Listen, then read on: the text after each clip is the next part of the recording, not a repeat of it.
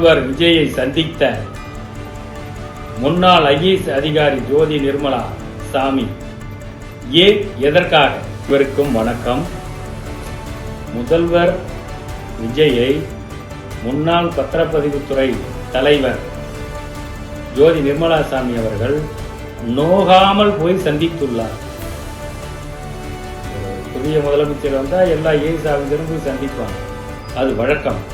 ஆனால் இவர் சந்தித்தது எதற்காக என்பதுதான் வாதம்.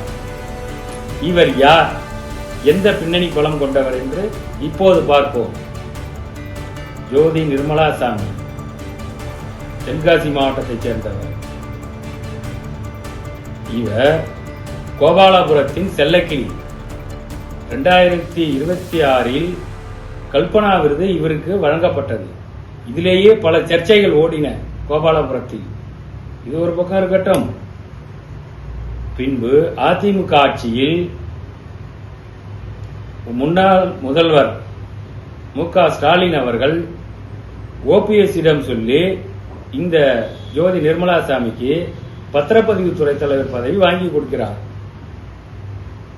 இந்த பதவியில் அமர்ந்து கொண்டு இவர் சுமார் 100 கோடிக்கு மேல் வருவாய் கட்டுப்பாட்டு அலுவலர் என்ற முறையில் கையெழுப்பமிட்டு 100 கோடி ரூபாய்க்கு மேல் லஞ்சம் வாங்கிவிட்டார். இது வாங்கியதும்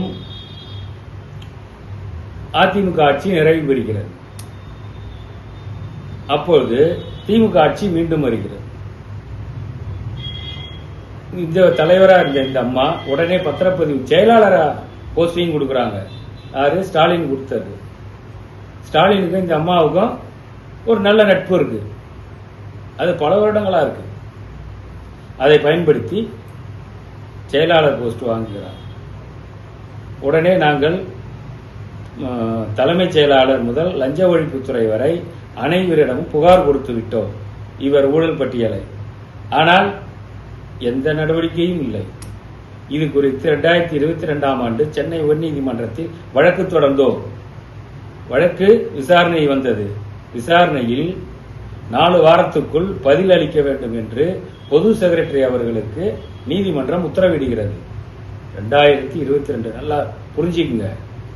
இதுக்கு அப்புறம் அந்த வழக்கு விசாரணைக்கும் வரல, இவங்க பதில் மனு தாக்கவும் செய்யல. ஏன்னா திமுக ஆட்சி,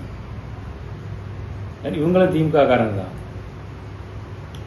இன்னும் சொல்ல போனா மு.க. ஸ்டாலின் அவர்களுக்கு க்ளோஸா இருப்பவர்.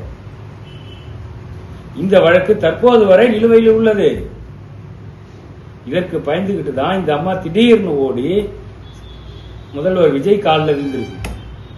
முதல்வர் அவர்களே, இந்த அம்மாவை நம்பாதீங்க, எல்லா ஐஏஎஸ் ஆபீஸரும் வருவாங்க, எல்லாம் திமுக காரங்க தான், திமுக உறவினர் தான், கவுத்து விடுவாங்க. இந்த அம்மா மீது உரிய நடவடிக்கை எடுக்க சொல்லி உத்தரவு போடுங்கள். நன்றி, வணக்கம்.